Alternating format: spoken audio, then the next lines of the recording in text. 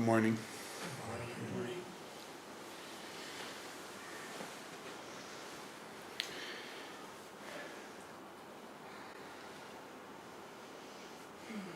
The other day after our morning meditation, there was a group of us and I asked, what do you want me to talk about? And one person said, how to live well. Talk about how to live well. Oh, that's the biggest question, you know.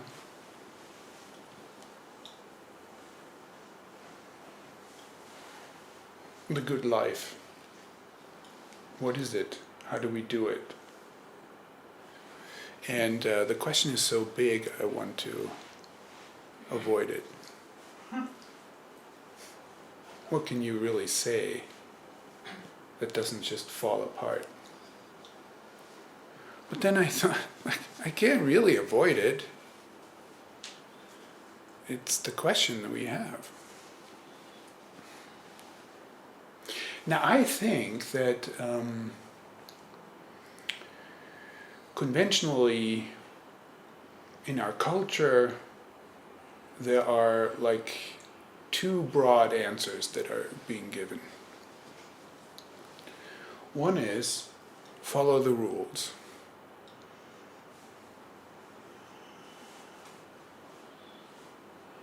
When I say rules, I don't just mean the law.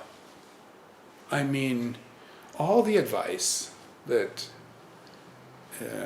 can be had from your parents, teachers, schooling, magazines. Is anyone reading magazines still? YouTube videos, I mean, lifestyle gurus, fashion, you know, how to look good. You can follow all these rules, or try to. It's kind of exhausting.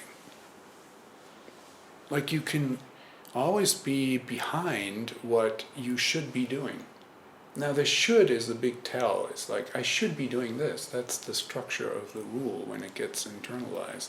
I really should be doing such and such. I am doing this, but let me pull myself together and do this right.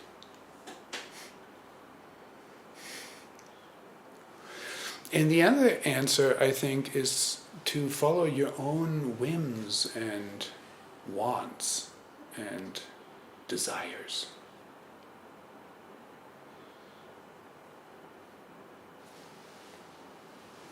You know, who needs rules?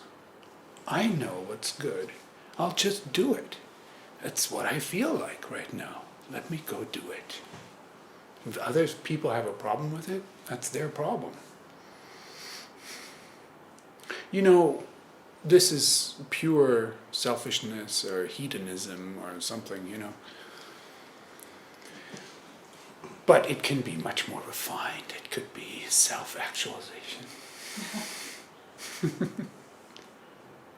Now the problem with this approach is, you know, what is the source of its truth? Can you actually find it? Is there a clear source of what it is that I really want and that will guide my life to the good life? I think there's some mysticism about this that's sort of at the core of who we really are. There's this guiding light. Is it? I mean, the reason we're skeptical is that it's not so obvious.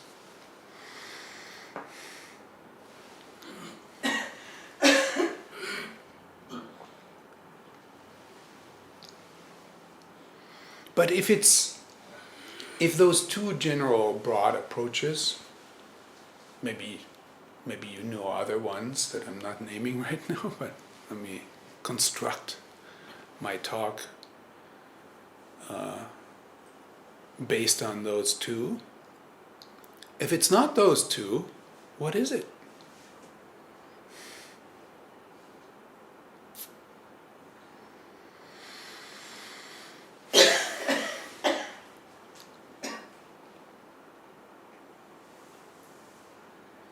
You know, when you drive on the highway to Denver, through the suburbs,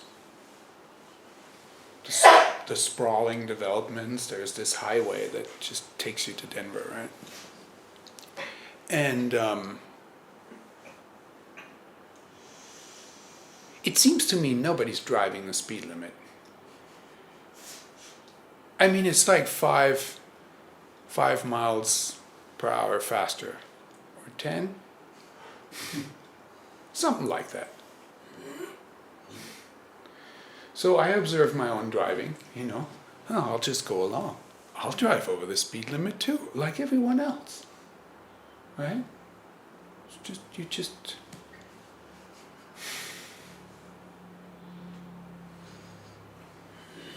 I'm not like deliberately breaking the rules. I'm not saying like, let me break that rule of the speed limit in this case, right? And just drive faster. No, I'm just following the flow of the traffic. And I'm breaking the rule. But I have to like wake up from my behavior and say, hey, I'm breaking the law. I didn't even notice it. I was just following the flow. That's interesting.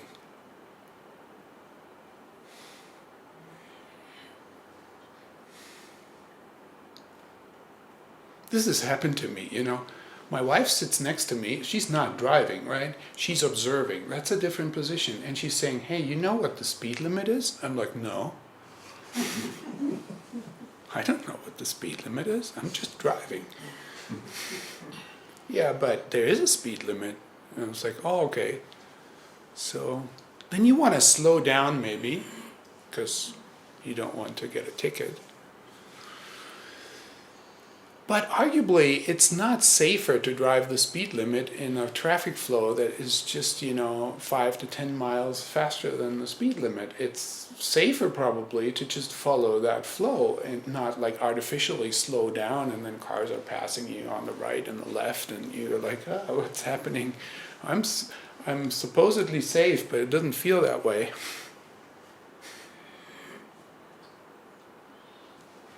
Now, a friend of mine described his own driving, saying, wow, traffic signs, they're just roadside decorations to me.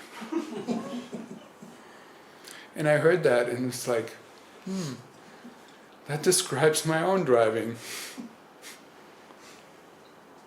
Not entirely, but, sort of. Like you're in some neighborhood, and there's like stop signs everywhere, but there's no cars. I don't know, because it's the early morning or something, and then you dutifully stop at every stop sign, wait, and go on.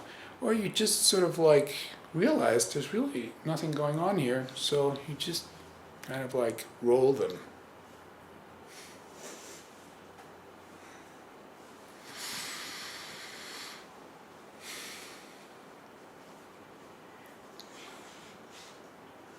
Or I just noticed, like if I'm in a flow with my driving, I'm not really looking at the signs anymore. It's like they don't really capture my attention much.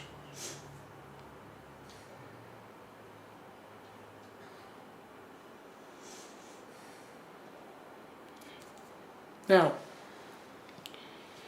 you could follow the rules. That's like follow all the signs. Or you could follow your own desire, which in this case, in my example, right, it's just an example, but in this example, it might be, I want to go fast. I really like it. I really want to go fast. So you could follow that. But it's interesting, to follow the flow of the traffic is actually constraining you in both ways. it's like if you go with the flow, you go faster than the speed limit, which is arguably the safer thing to do, but you also don't go as fast as you might want to. Because if you went faster than the flow, you wouldn't be going with the flow of the traffic. You would be following your desire, which is also arguably not so safe. So what is that thing that I'm calling going with the flow of the traffic? Now, the expression going with the flow I'm quite skeptical about, but in this case, it's what I'm doing. I'm just handing myself over to the flow of the traffic.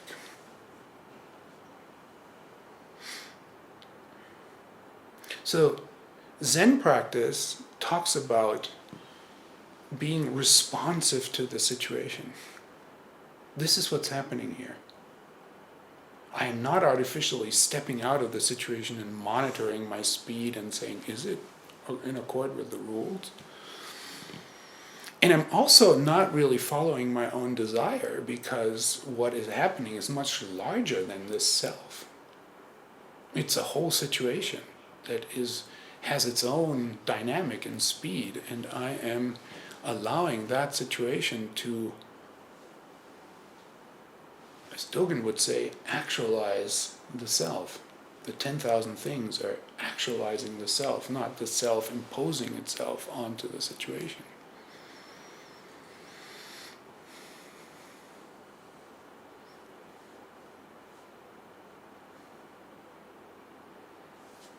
Now, if you want to dig deeper into this question of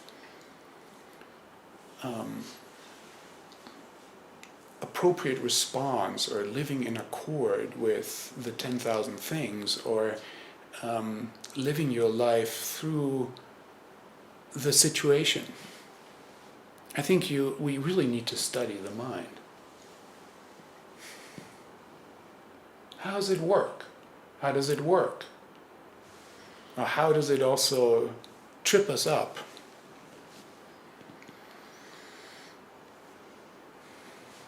Last weekend we had an event that I call open sky practice. We were camping and sitting outside and doing the practice under the open sky rather than indoors like now. And the exploration during that weekend drifted toward an exploration of the senses and the mind, and I'm still thinking about that. There's a model that comes out of the Yogacara school of Buddhism, and it's called the 8 consciousnesses, or the 8 minds, we could say. And it's the 5 physical senses: seeing, hearing, smelling, tasting, touch.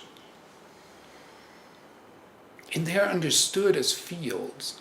It's like an organ meeting an object, and what arises from that is a field. It's a visual field, it's an oral field, it's a tactile field, it's a field of smell. And the understanding there is that they are discrete. It's like each sense establishes its own field. And what's curious about the Buddhist approach to the senses is that the mind is also understood as a sense field.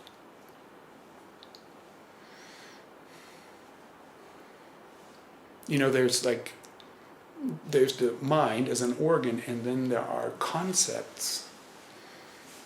In the meeting of the mind, you could say consciousness, awareness, and those concepts creates the field, of thinking.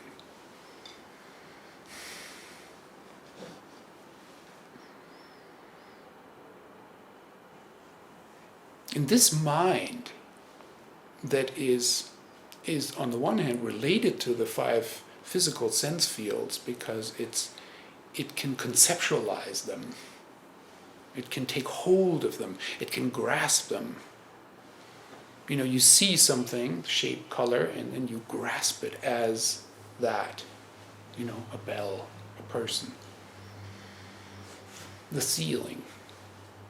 In this grasping, it becomes such second nature. It happens all the time. You're always grasping. And the discrete sense fields, these 5 sense fields, are bound together by the mind into some, so that all the sense fields can contribute to the object that is being grasped and temporarily lifted out from the whole field or situation.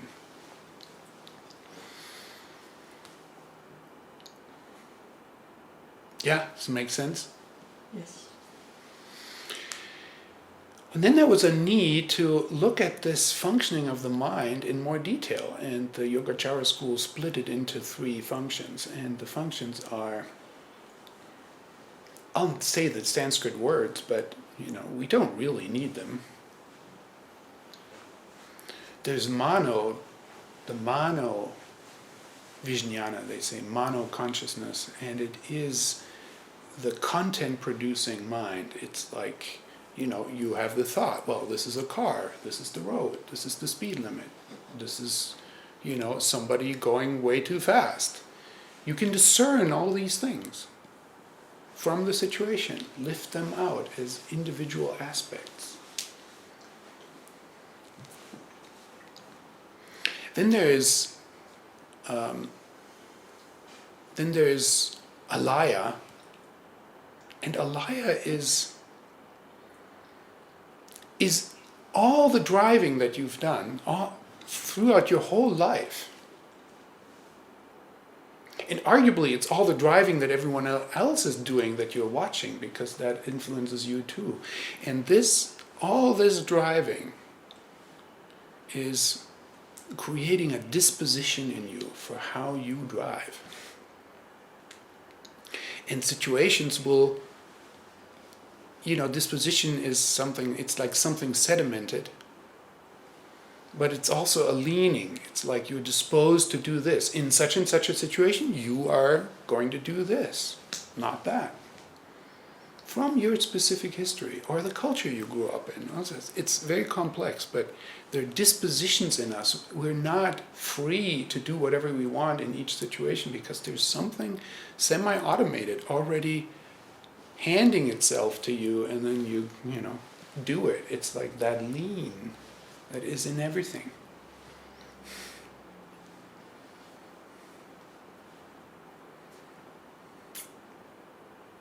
And then there's another aspect that's called manas, that is appropriating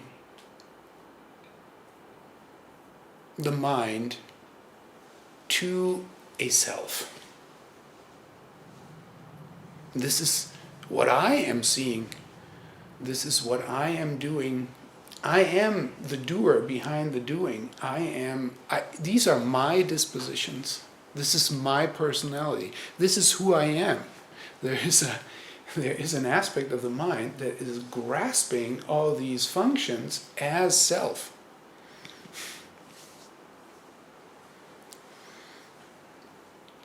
We're very skeptical in Buddhist practice of the self. Here it is named. It's an appropriator of content that is appropriating it as the self. Appropriating this body as the self. Appropriating these thoughts as my thoughts. Yeah?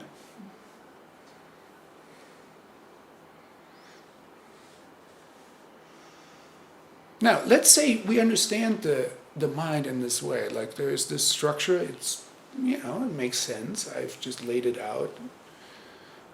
What do you do with that? There's an idea that if you... the functions of the mind can be organized one way. And when they're organized that way, they produce friction and suffering. And they can be organized another way. Not that the function necessarily changes completely, It's just the way they are used changes, and then there's a transformation, and this transformation leads to less suffering, less friction.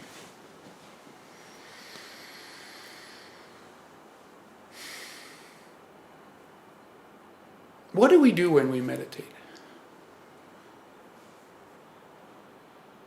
How do you understand your activity of meditation?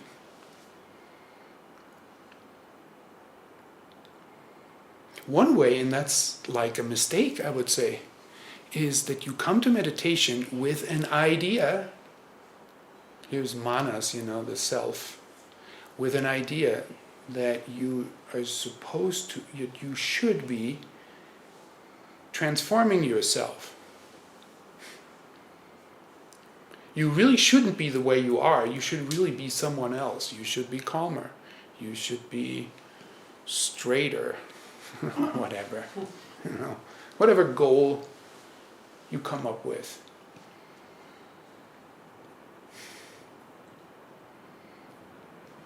But really, I think more truthfully to our experience too is like we sit down.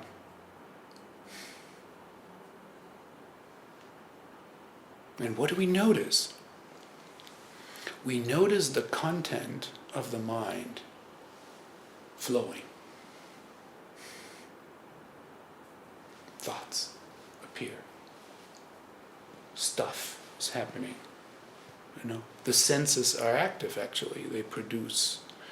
Maybe you are in an environment of relative sense deprivation, so.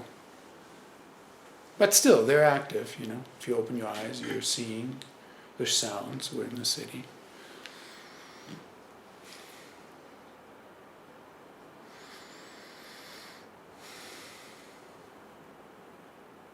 And you can notice all this content happening. The senses are active.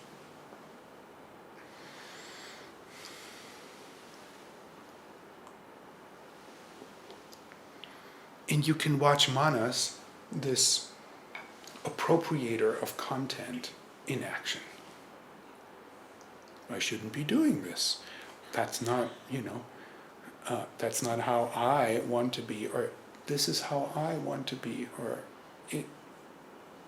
you see, it's hard to describe how pervasive this sense of I is that is trying to manage experience. Like, I don't even know what kind of examples to give. It's like you see it basically happening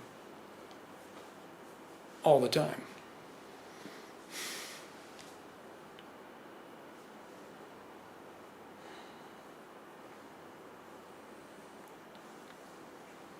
Now let's go back to the road, right? I'm driving. And I'm driving the speed limit. I'm following the rules. And what could form there is I'll just say this half jokingly, right? The identity form. You're appropriating this behavior into an identity, and you are the law-abiding citizen. I'm doing things right. And that can become your identity. It's not just this behavior that you happen to drive the speed limit. No, you are doing the right thing, and you look around and you notice how everyone else is doing the wrong thing. This is the product of this, what's called manas, which is like you don't need the Sanskrit word to understand that's, is happening in your experience. And there's a constant, you love the way you are, you hate the way you are, you compare yourself to the way you are compared to how others are. It's happening all the time. It's pervasive in that way. Now, you might say, I'm not following the rules. I'm free. You see how when you are describing freedom to yourself that way as, say, breaking the rules, driving the way you want, then you are forming an identity that we could label the rebel. I'm a rebel. The rules don't apply to me. You could go back and forth between the two. Could be the citizen in one situation and the rebel in another. But it doesn't have to be locked in as one, but it's the way the mind appropriates the behavior into an identity.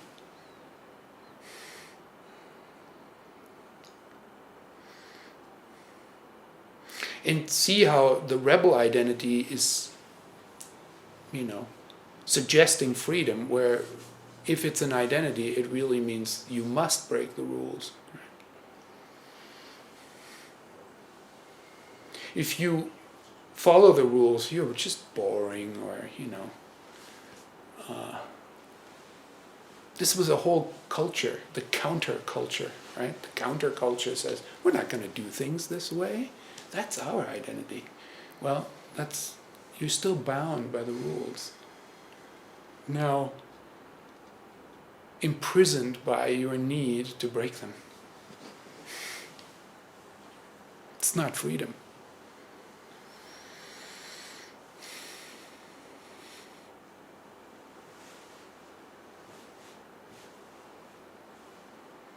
As an identity, it's not freedom.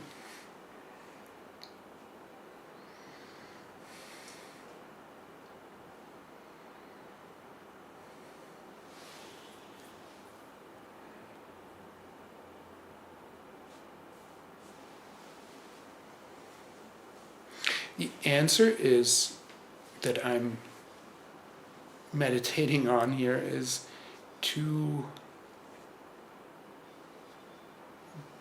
respond to the situation appropriately. How can this happen?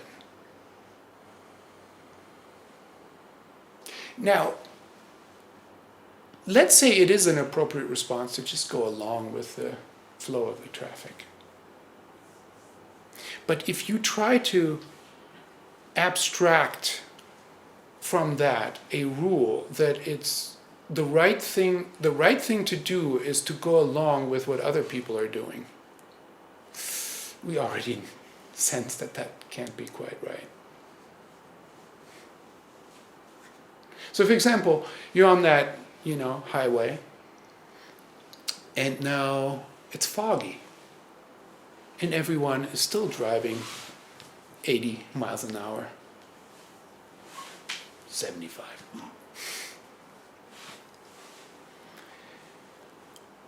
Are you just going to go along with that too? That's not really safe anymore. That's not, like, now you're following the flow, but that's not like, oh, that's actually the safer thing to do than to slow the traffic down. It's becoming really unsafe to do that. So to read the situation correctly here would be, now you've got to slow down even though nobody else is doing it, and maybe you even have to pull off the road. And what happens now with your self-constructing consciousness, you might feel funny. It's like, well, I'm not part of the group anymore. It's like I'm slowing things down and so forth. It surfaces now as self-consciousness.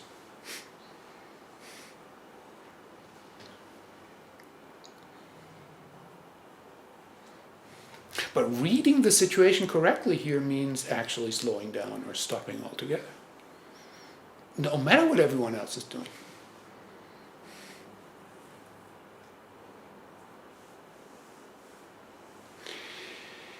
There's something in this model that I've shared with you that it's called the transformation at the base. It's like these 8 consciousnesses turn around.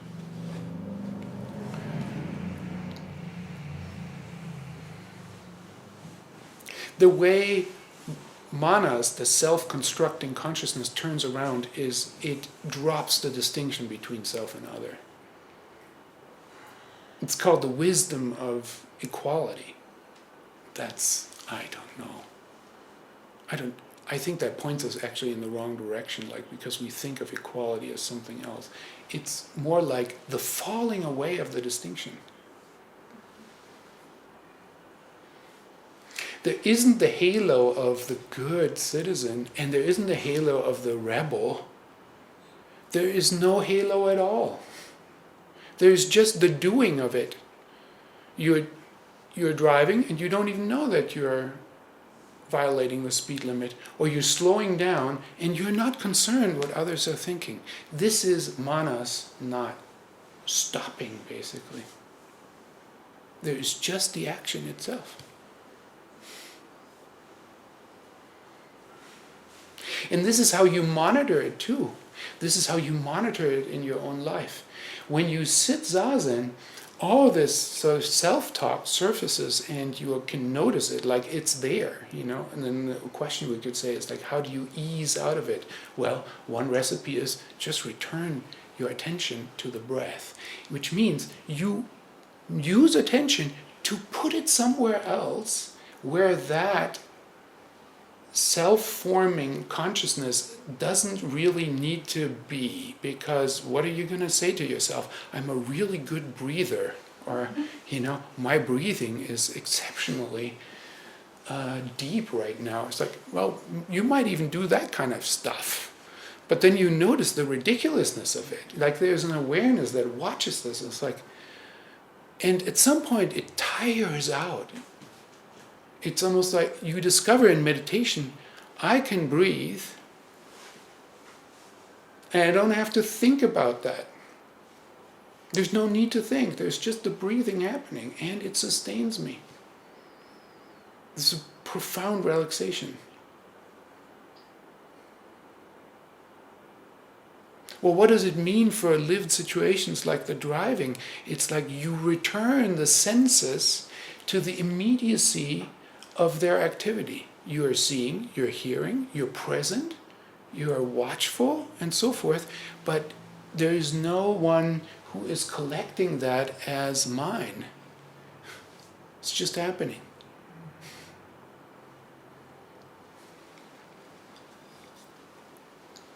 The tradition calls this the wisdom of doing what needs to be done.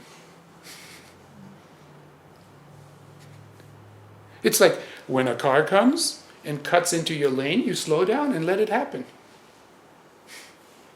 If manas is active, honk, you know, I leave the language out. So, you know, that's like, I'm better than you, you're doing it wrong, I'm doing it right, all that, you know. But the sense is just doing what there's, like, just accomplishing what needs to be done is like, oh, that's happening, I'm slowing down, you know, okay. And I hold a little distance because that person may not be so reliable. You're not thinking it, you're just doing it.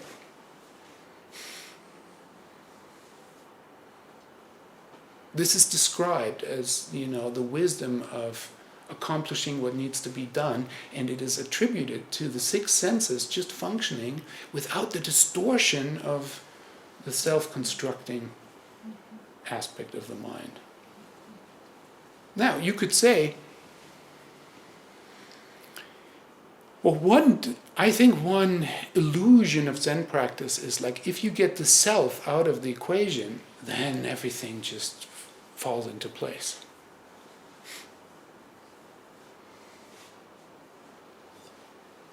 Naturally. But there is the senses, the discernment that the senses are as a function, you know, also needs to be trained. As someone I think said, it's like if, you know, the self falls away, which is usually talked about as realization or enlightenment or something, or it's just a moment where it falls away and you realize that, and there's a tremendous freedom and relief. You know, that kind of mental shift in yourself will not teach you to speak Swahili. Somebody said, I think, it's like, you're not able to do anything in the world just because the self isn't constructing itself anymore. There's still skills, and there's like the Senses need to be sharpened in their discernment. This is a different life task to get good at something. It doesn't just naturally occur just because you're letting go of the self-structure, because you're seeing through it. So we can get better at things. The senses can be refined. They can be sharpened. And when I say senses, I also mean your ability to have a more bodily anchored, energetic understanding of the world that can read situations and read the room. I don't want to go there today, but that's also sharpening a sense.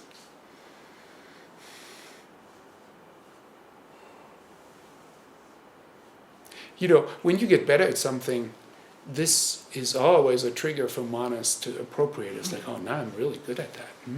Yeah. So this is the most important thing we can do, and how we can put our meditation practice to work is how that appropriation into a self is always an invitation that the mind is having ready for you. There's a view that can develop over time where you just say that's unnecessary. I don't have to do that. It's unnecessary, just the way you don't have to accompany your breathing with thoughts about breathing. It can just be breathing.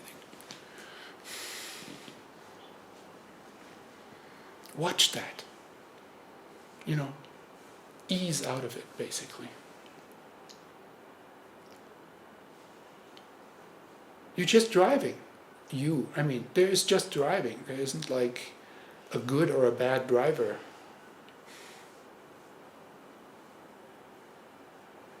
Now, there's another complication here, which is the dispositions that are accumulated over time.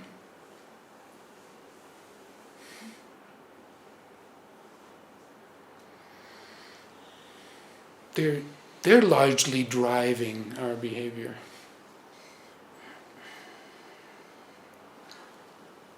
By the way, I've wrestled with this last weekend, and I'll say this, in an abbreviated form here. How should we think about this, what the tradition calls the alaya, and sometimes is translated as storehouse consciousness? But these dispositions aren't rigid. They're not stored in slots. They're very dynamic. And each action that you take changes your disposition. And one way to think about it is like a landscape through which water runs. The water shapes the landscape, but the landscape starts to have a shape that directs the flow of the water, and you can't separate the two.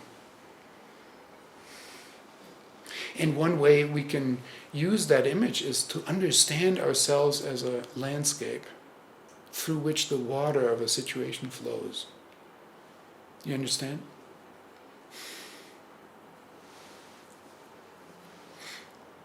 But we're not separate from the situation. This is always the danger. It's like you take yourself out of the situation and look at it from the outside. No, you're always in the situation, just the way the landscape and the water are inseparable. The landscape is the water flowing, the result of the water flowing. And the landscape is what makes the water flow.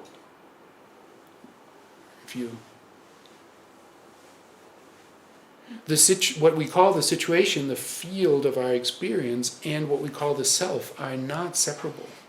We can separate them conceptually, but they are actually undivided.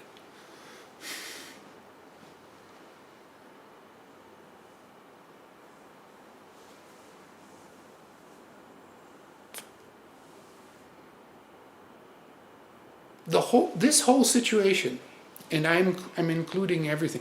The way I think about the world is basically as nested situations. Each situation is a kind of whole, like this room or this talk or something. It's just like we can conceptualize it and draw a boundary, but it's nested in other situations that are never fully excluded from it. Like the entire, world situation, the economy, being at war. All of that is like, it's all nested in each other. We could say we are nested in the world, but we could also say the world is nested in us. It just depends on how you look at it. It's really undivided, but that's just an aside, a worldview I'm offering you. And there's a landscape of dispositions. The world is disposed to do certain things too, by the way. Collective habits. Oh, this situation always kind of leads to that, And we watch it and it's like, I wish it was otherwise. But the water just flows that way.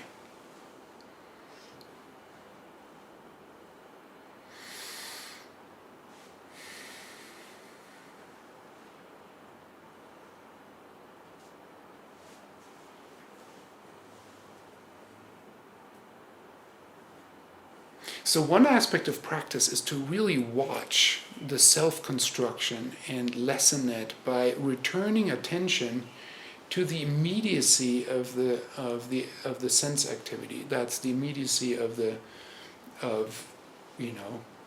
noticing the body in meditation, or the breath, or it's the immediacy of the visual field or the hearing, and freeing it basically from this ongoing, or not responding to the invitation to construct a self.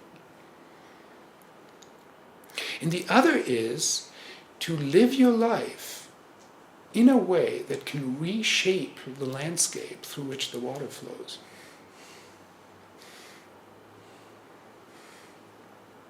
And that is something like associate with, certain people and disassociate from other people. In Buddhist terms, it's like expose yourself to the Dharma. Listen to what the Dharma can tell. You may not understand everything. Just letting the rain of the Dharma fall onto your landscape and shape it, You don't know how it's going to flow exactly.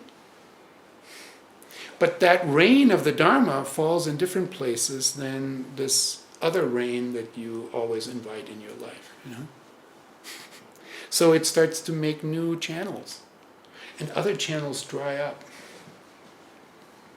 And Sangha is that associating with people who are also practitioners.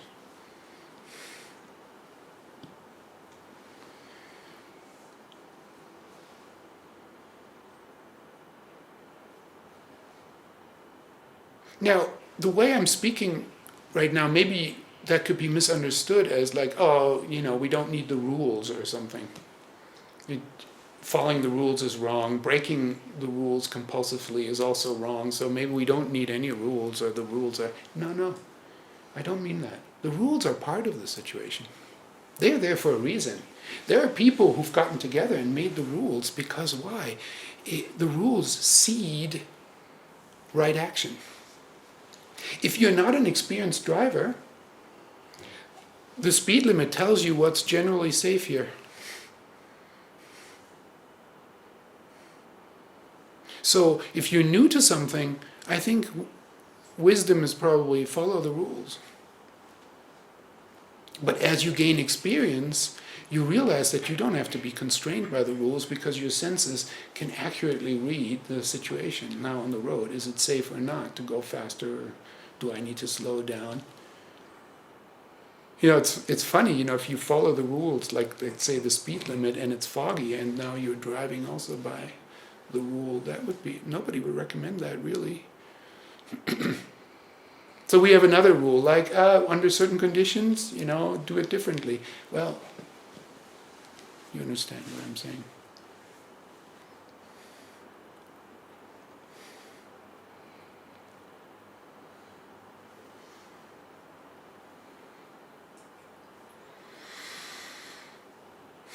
Notice, this is the last thing maybe I say.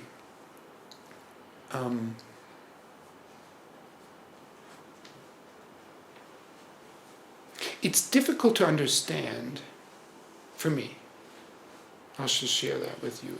Exactly where the transformative impulse, the way-seeking mind, we say in our tradition, the intention to practice really comes from. It arises in us at a certain point, And in some people it seemingly never arises. Where does it come from? We don't have to really answer it. We can be content with the fact that it arises.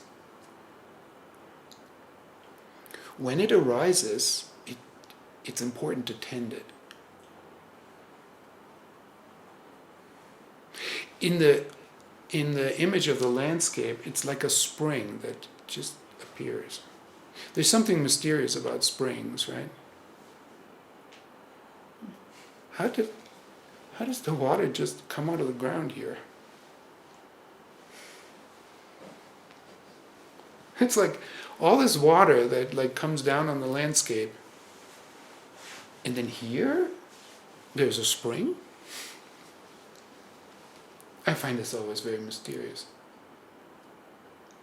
But the intention to practice is a little bit like that. There's a spring that just appears mysteriously, and it starts to flow, and it starts to make new channels. And when it's tended and that flow is encouraged, it just keeps making more channels. Now, the reason I'm wanting to use that image is because if you try to make your practice happen from manas, from the self-constructing itself, right, it's doomed to failure. It's like, I should be doing this, you're directing yourself, and you're basically exhausting yourself. Manas cannot dismantle itself, because if I want to dismantle myself, I'm just creating more I that wants to do something, in this case to the self-structure instead of to other things, but it's like not a real escape from the structure.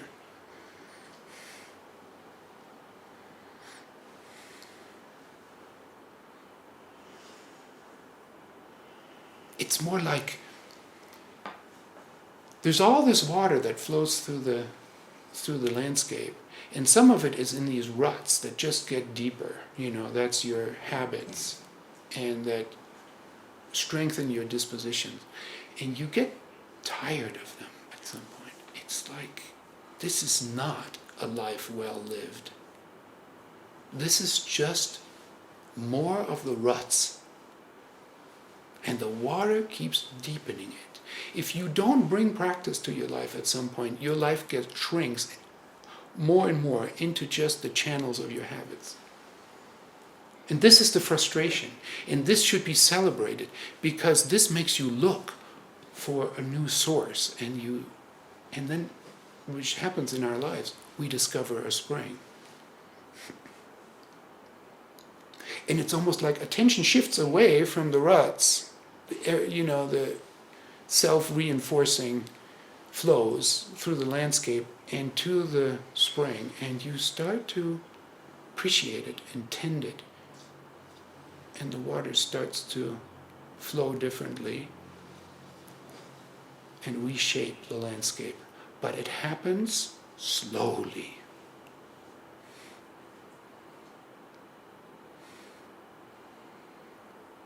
The dispositions get reshaped slowly by a continuous flow of the water that now flows differently.